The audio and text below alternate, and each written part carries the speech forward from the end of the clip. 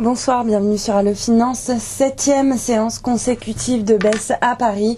Après avoir déjà perdu plus de 4,5% la semaine dernière, le marché poursuit sa consolidation avec un repli encore aujourd'hui plutôt inquiétant, d'ailleurs de 1,82%, l'équivalent de 65 points. L'indice enfonce son plancher annuel pour retrouver les 3522 points, un niveau qu'on n'avait pas testé depuis le mois de septembre dernier. Au final, en l'espace de 2 séances, Paris cède plus de 4%. À Francfort, la consolidation est encore plus incisive avec un DAX qui dégringole encore aujourd'hui de 2,03% à 6806 points.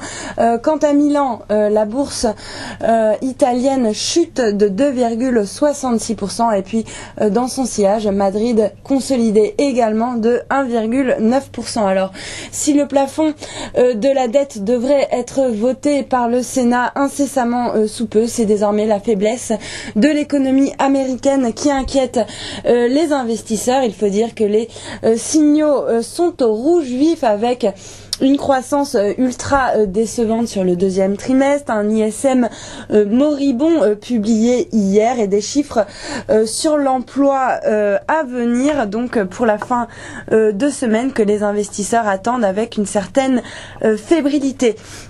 Le relèvement du plafond n'étant pas une fin en soi, c'est surtout la crainte de la perte du précieux AAA des États-Unis qui commence tout simplement à être intégré progressivement dans les cours, car le AAA de la première économie mondiale est plus que jamais en péril. S&P a d'ores et déjà fait savoir que le plan de réduction des déficits prévus par les États-Unis n'était pas suffisant pour échapper à une mise sous surveillance négative de la note souveraine. Ajoutez à cela de sérieuses tensions sur les marchés obligataires européens aujourd'hui, avec des taux italiens et espagnols qui s'envolent et s'installent durablement au-dessus du seuil des 6%, des spreads, avec l'Allemagne qui ne cesse de s'écarter.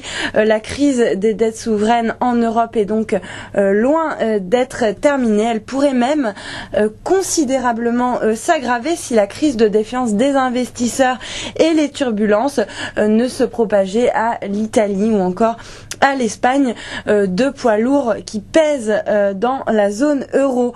Résultat, c'est l'hécatombe du côté des actions, seulement un seul sur le CAC, Danone, qui grappille 0,69%. À l'inverse, le compartiment automobile a plombé la tendance avec Peugeot, lanterne rouge, qui chute de 4,8% dans son sillage.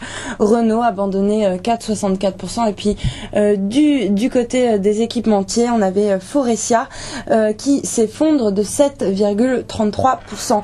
Sur le SBF 120, idem, 5 valeurs parviennent à se hisser dans le vert. On notera Stalergen qui enchaîne une deuxième hausse avec un gain de 2,9%.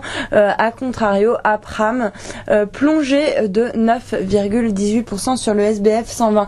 Sur le marché d'échange, l'euro toujours mal orienté face au dollar, 7,031%, mais repasse au-dessus des 1,42, le seuil qu'il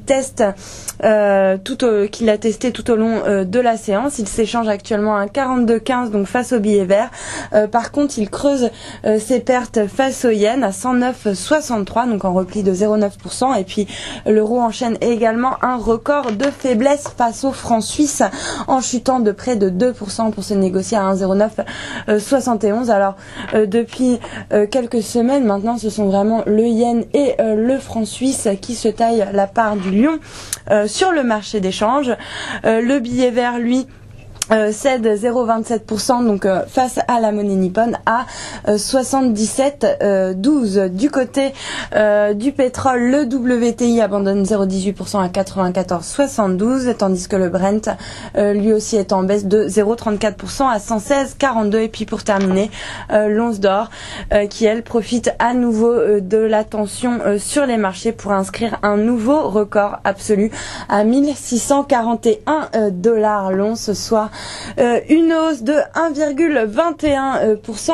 Et puis on notera la même tendance haussière sur le silver qui s'est envolé aujourd'hui de 2,3% pour renouer donc avec le seuil des $40 à $40,20. Voilà ce qu'on pouvait dire sur la clôture des marchés. À très bientôt sur Allo Finance.